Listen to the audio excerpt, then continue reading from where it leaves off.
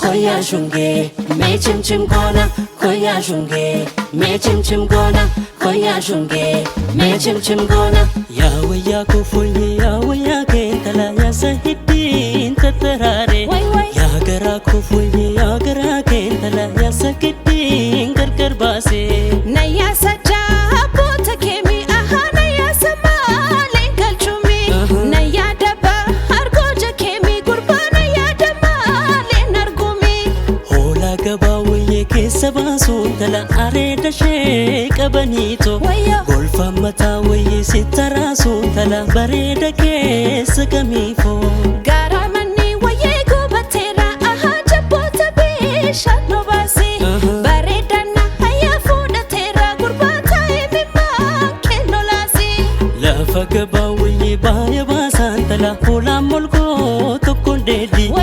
Ana gara waye na dama san tala yona tokko wajin tesi. Ha icharo waye bani chare aha ne tigum dagale ko. Ha inafo waye bani nafe gurba no niso jalale ko.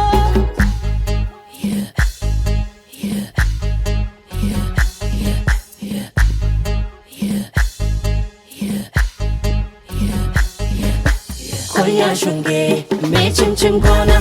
Koya shunge, me chim chim gona. Koya shunge, me chim chim gona. Koya shunge, me chim chim gona. Koya shunge, me chim chim gona. Mana tijaratin bekan tala hulenga ba dafinoti. Nama tijaratin bekan tala nama gara nukateti. Dugu kurun waye funchinacha ahar bagabe latu nyate. Du uguma ako si basa gurba duna sumar katalafe. Muka bada waye bala nyatu tala na erki bala walensu. Uba kabda waye wana rasu tala na erki wana jabesu. Hagu gadin waye laga chisa aha hidan harre wadaroda. Na dungadu waya ganna disi gurba biya barre madakoda. Kumarantu mantu mayan tala amartika loto koe. Tura mansira kutayan tala gurbatika roto koe. Dalacho binne galla ya gurba ya gogawa rabesae.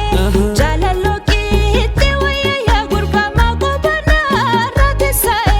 Koya shunge, me chim chim gona. Koya shunge, me chim chim gona. Koya shunge, me chim chim gona. Koya shunge, me chim chim gona. Koya shunge, me chim chim gona.